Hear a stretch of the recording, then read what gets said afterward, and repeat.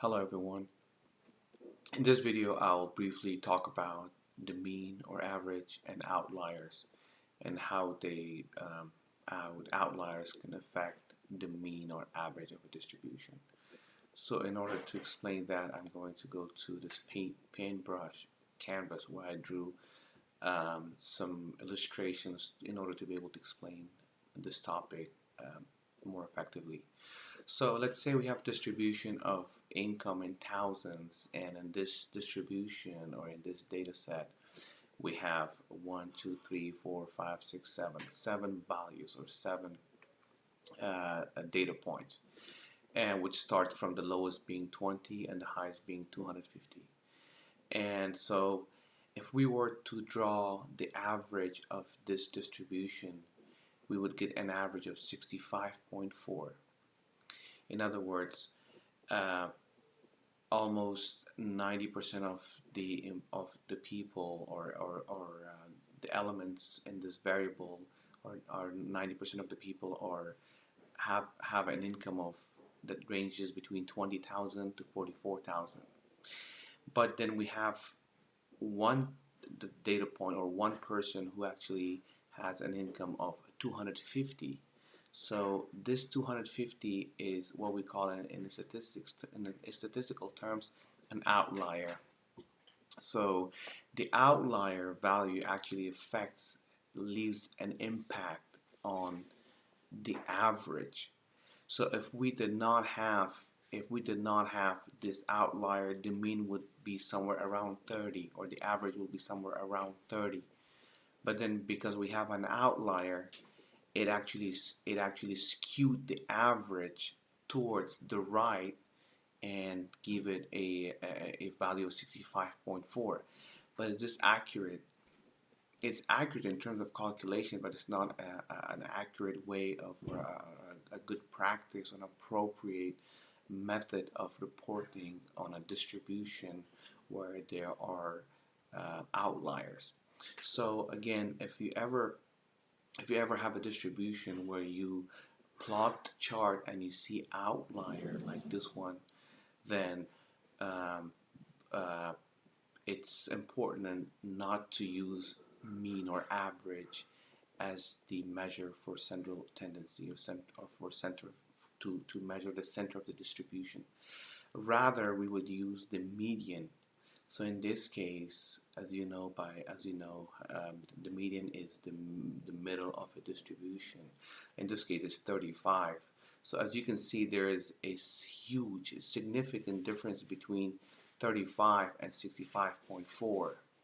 So if we were to report on average income of a collection of this data, of this variable, and if we use the average, then we're not reporting accurate average or central measure of that distribution.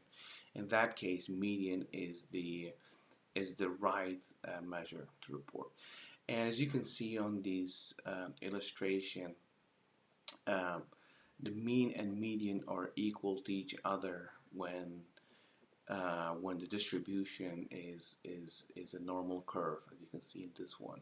So the median and mean are pretty much the same or next to each other, because the median and mean falls in the same data point. And then on a left skewed distribution, as you can see, the mean falls toward the left, because the mean, again, it's looking at the sum of the values divided by the total number of observations. And the median, on the other hand, actually projects a more accurate measure by being a little bit toward the right, because this is where majority chunk of the distribution are located. And then on this one, it's a right skew distribution. That means there's an outlier on the right, just like this data set. We have an outlier that's all the way, could be somewhere here. So in this case, our 250 may be somewhere here or somewhere here. So in this case, it is skewed. It dragged the tail of our distribution to the right. And if we were to use the mean to measure the center of this distribution, then as you can see, it's skewed to the right because of this number. So rather we use the median because, as you can see, the median is uh, is accurately measuring where the middle of the distribution may fall in on.